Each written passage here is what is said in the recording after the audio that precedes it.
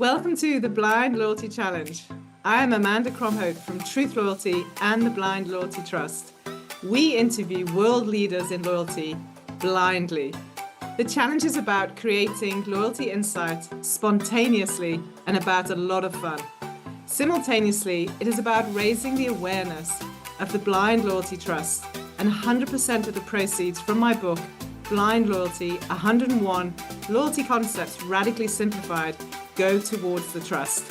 We hope you enjoy the Blind Loyalty Challenge. I have the absolute pleasure today of connecting once again Cape Town to Mexico.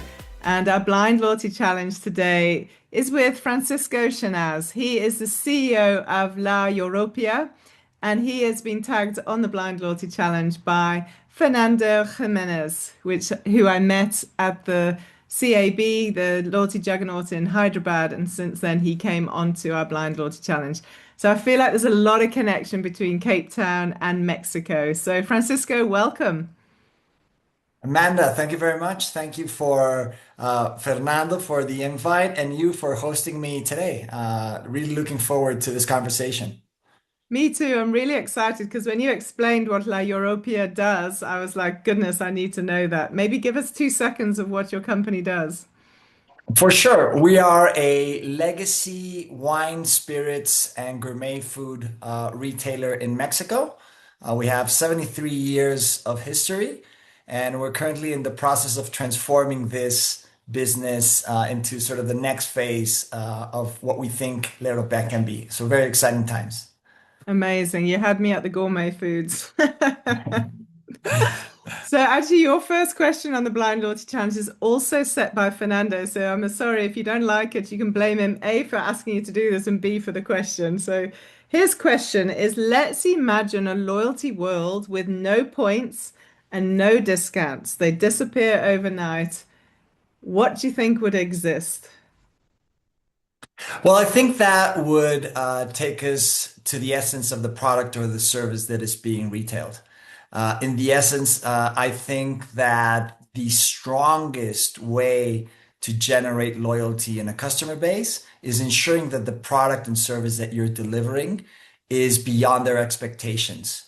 And if you do so, I think that's a very strong loyalty mechanism because in the end, what the customer is receiving, the end benefit, is something that in the value equation comes up on top, and that sort of creates the functional benefit of the product or service that is being delivered, but at the same time strengthens the emotional link between the brand and the customer.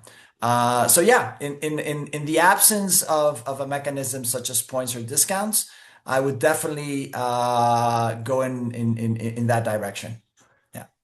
And I think without question, I mean, I didn't know what you were going to say, but I was hoping you were going to say the emotional connection, because at the end of the day, the transactional elements of points and discounts, and then the real loyalty comes through that emotional connection. So beautiful. Wonderful. Well, my second question is a lot more dry than that, but it's very critical in our world of loyalty. So, chapter 58 of Blind Loyalty discusses the pros and cons of points expiry. What are your views on points expiry? So I'm totally. I think the economics of a program are essential for the sort of yeah for the program to run effectively.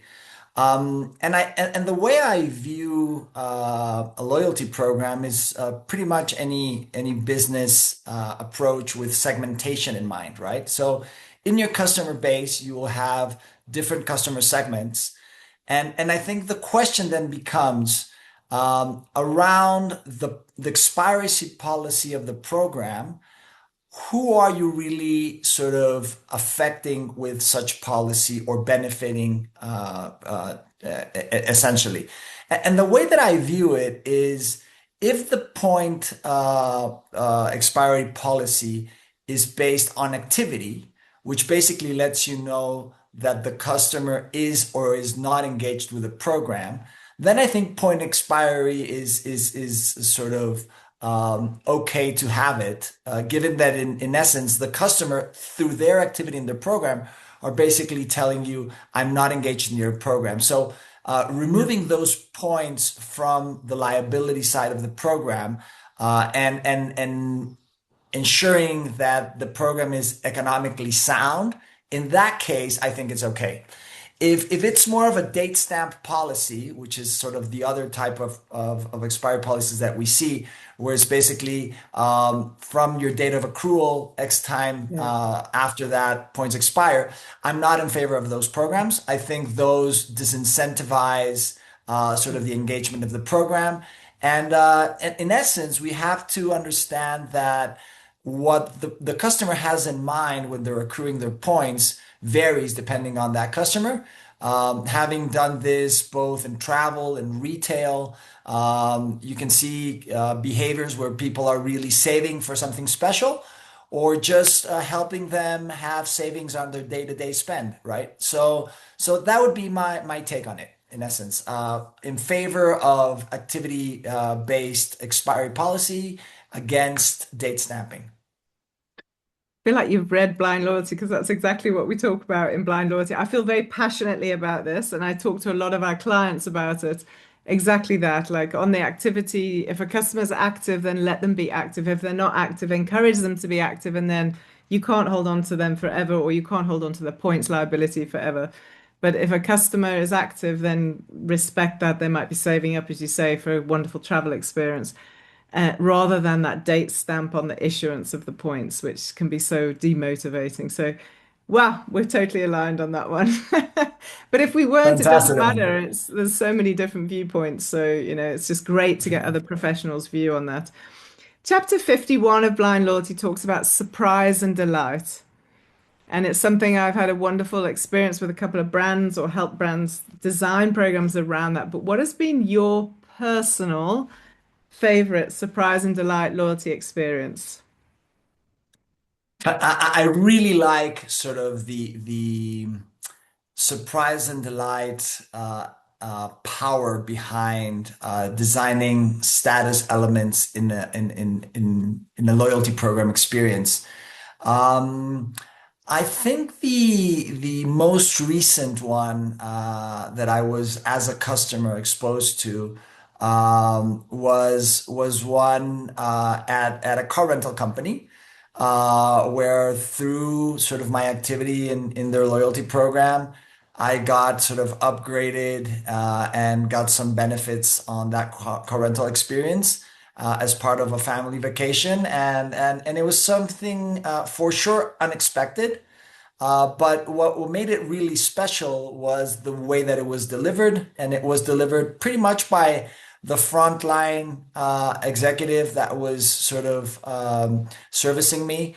He Mm, did it in a very natural way, basically sort of wonderful. valuing my business in that day. And I think that's what made it special on top of the benefit, right? The way it was delivered, it felt very authentic. It felt like something that they were really treating me on. And having, again, particularly in the travel space, my experience was that the status elements around loyalty programs and the ability to surprise and delight customers is a very effective tool, but at the same time something very hard to balance because it creates for those let's say high value frequent customers a very high expectation. So not only now does it become something that you can use, but it's expected by your customers. And if you shortfall on that delivery, now it plays on yeah against you, right? Instead of Yeah. in your favor. So totally in favor of surprising and delighting customers. And in the design of the programs that I've done, I always try to give some room to the frontline personnel with very clear rules of around how to manage those benefits so that they can effectively do what I just mentioned was my experience, that they can sort of Yeah. take that those sort of assets or elements of the program and deploy them throughout the customer experience. Stunning. Great example. I love it because normally my this is a very broad brush statement that I'm going to get into trouble for. But normally I have terrible experiences at car rental companies. I just don't understand why it takes so long to get the car out and. So it's fabulous to hear such a positive Yeah. experience. Stunning. Thank you so much. Well, you flew through all of those. That was way too seamless. But who would you like to see on the Blind Loyalty Challenge next? So I would like to tag Jeremy Rabe. He's the Chief Growth Officer at AppCard, and we've worked in the past. And yeah, definitely Jeremy Wonderful. Rabe. I would like to pass it on to him. Yeah. Wonderful. I don't know Jeremy, so as I always claim, this is one of my favorite things about doing the Blind Loyalty Challenge. I get to meet you for the first time, and now I'll get to meet Jeremy for the first time. So wonderful. And then can you give me a question for maybe not Jeremy, but it might be for anyone else as well? Yeah. My question would be if the loyalty coalition model is valid today or not, and why, either way. I love it.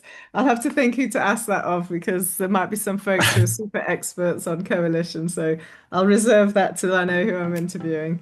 So thank you so much. What an absolute pleasure. It's so lovely to meet you. And thank you for flying through this and joining us on the Blind Loyalty Challenge. Likewise, Amanda, delightful to have this conversation with you today, and thank you very much for considering me. Thank you.